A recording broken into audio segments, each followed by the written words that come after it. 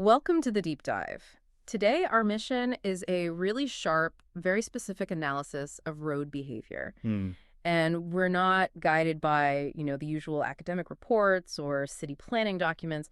We have this singular, deeply personal stack of source material. Yeah, it's a driver's chronicle, and it's titled Asphalt Stages and Near Misses, a Road Safety Chronicle. Exactly. And it's a remarkable document. It just pulls us out of that world of theory and drops us right onto the road into the car. It really does. The driver didn't just log accidents, they documented the near misses. Right, those moments measured in, what was the phrase? Inches, seconds, and heartbeats. Such a great line. It's this compelling, really high-resolution look at those times when the rules, the ones designed for safety, were treated like, and this is another quote, optional lyrics. That's a perfect way to put it.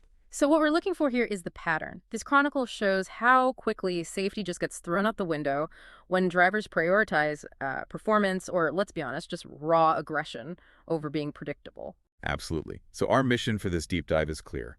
We're going to unpack this chronicle and pull out the actionable, critical warnings that are hidden inside these close calls. And for you listening, this is all about understanding the systemic risks that are, well, they're manufactured every single day on our roads. Yeah. The chronicler sets a vital baseline here. Roads are social spaces. They're not venues for showing off. Right. Not concert arenas, not racetracks. And definitely not places to restyle. Yeah. The danger, they argue, comes from anyone who operates outside that social contract. So we're zeroing in on 4 specific near misses. They're documented across 2 straight days, that's January 5th and 6th, 2026, to really identify the common threads that knit all these dangerous moments together. Okay, let's get into it. Let's start at the beginning of the chaos. It's January 5th, just before 4 p.m. at the Safaliam signal. And the setting here is key. The source calls it an upgraded urban junction. So you expect things to be orderly, disciplined. Right. The car is waiting to make a U-turn, the light goes from red to green, and traffic starts to move. And this is where that predictable flow just gets immediately broken. But the danger, it didn't come from, say, a speeding car blowing a red light. No, not at all. It came from something much closer, an internal operational failure. The source describes an encounter with an Ather 450X electric scooter. It's a delivery rider. And the positioning is what creates the whole threat. Yes. The rider was way too close, just hugging the car's left side, right up against the rear view mirror and the front tire. And as soon as the car starts to move, the rider just loses their stability. And the observation the chronicler makes here is, it's fascinating because it forces us to kind of redefine what we think of as dangerous driving. It's not just about speed. Not at all. It's instability. The really memorable detail is how the source describes the rider paddling. Ah, yes. Their feet are just scrambling for the ground, trying to plant themselves, but they can't. They can't get a firm footing. No. And the result is this dramatic lean, a near collision with the car's bonnet and hood. The driver's reflex is the only thing that prevents it. And the source notes, luck saved the moment. Skill didn't get the chance. Wow. What's really fascinating here is the final take in the source. It points to a rider-vehicle mismatch. Right. So this isn't about aggression or breaking a rule. Not really. No, it's a fundamental incompatibility between the rider, their own physical size, and the machine they're on. Probably made worse by trying to manage a heavy, battery-powered vehicle at a very low speed.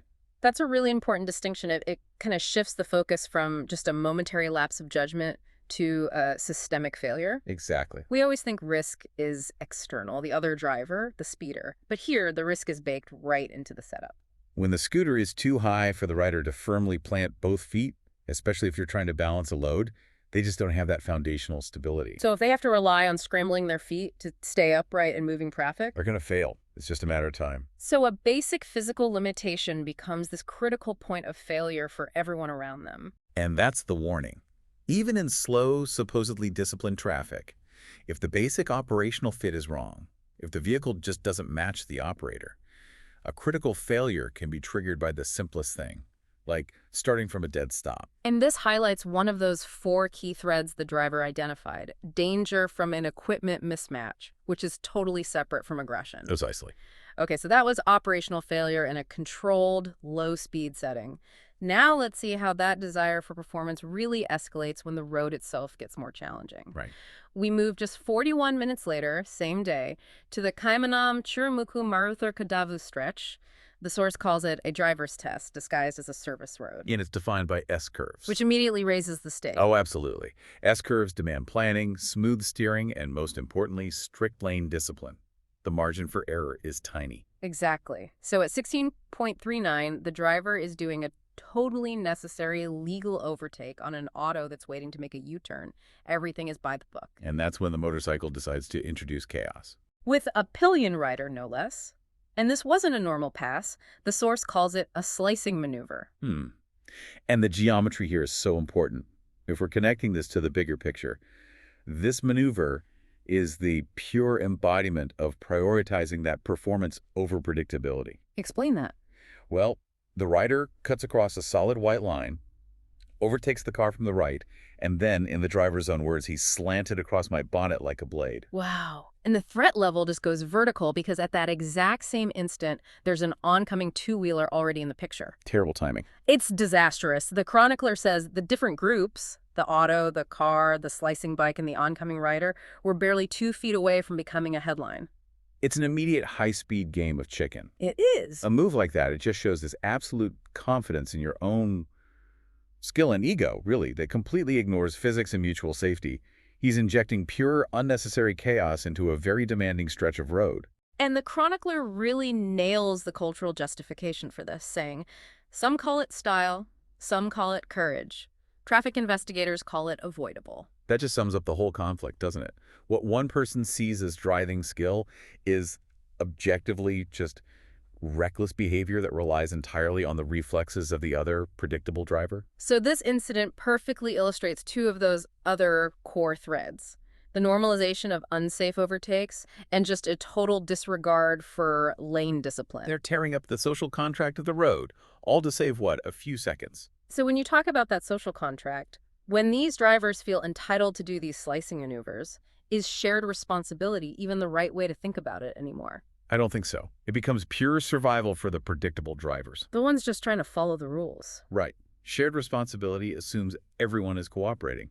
When one person decides the rules are optional, the responsible driver is forced to be purely reactive, just managing risk that was created by someone else. The predictability the whole system relies on is gone. Instantly. Instantly destroyed. Okay, let's turn the dial up on that chaos even more. We're moving to the next day, January 6th, and we're shifting to a totally different environment. The high-speed NH66 Chakai bypass. And the chronicler has a great warning here.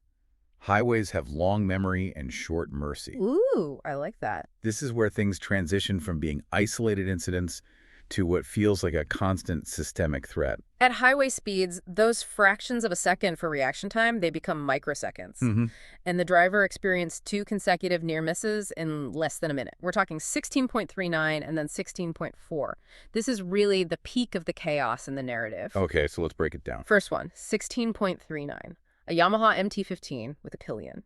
The key illegal move here was overtaking the car from the left. Right, which is illegal and completely unpredictable. And the gap, the source describes it as barely a 1-inch handlebar gap. It actually brushed the car's left front tire and bumper. And that immediately forces the driver of the car to react. That reaction, a sudden reflex correction, it forces the car sharply towards the median barrier. They were physically pushed out of their own lane. Yes, and that forced correction is so critical because it compromises the driver's control, their attention, and it makes them vulnerable for what comes next. The safety buffer is gone. The vehicle is momentarily destabilized. They're in recovery mode. And then, immediately, incident 4 happens at 16.4. Just as the driver is recovering, a white Tata Tiago EV suddenly swerved inward, airbrushing my ORVM and front tire. Forcing the car, again, sharply toward the median. So the driver has to make 2 sharp involuntary corrections in a row just to avoid a major collision. And the summary of this in the Chronicle is just so visceral. 2 forced median hugs in under a minute. Wow. This isn't just 2 mistakes, this is a pattern. It's drivers using the predictable driver's safety margin as their own personal space to maneuver. That raises a huge question. What's the psychological impact of having to make 2 rapid life-saving corrections in 60 seconds? That heartbeat measurement from the first incident must have been absolutely skyrocketing here. Oh, it skyrockets. You're taken from a state of controlled driving to a state of reactive survival. Yeah. And this systemic aggression, being herded or pushed toward a barrier because others are driving illegally, It's exhausting and incredibly dangerous. Both of those highway incidents involved aggressive moves that just completely eliminated the safety buffer.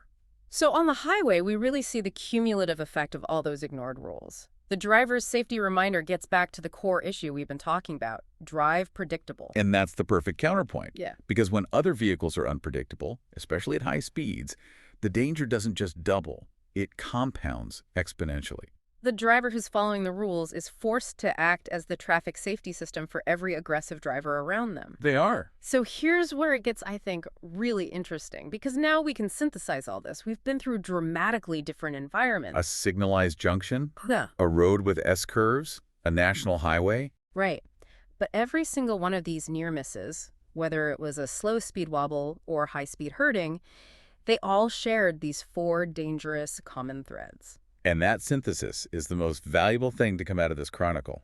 It's not just a list of random mistakes, it's a diagnosis of systemic flaws in our road culture. Okay, let's break down those four threads directly from the driver's conclusions. The first two are about um, basic driving etiquette, lane discipline ignored, and unsafe overtakes normalized. These two are the foundation of chaos.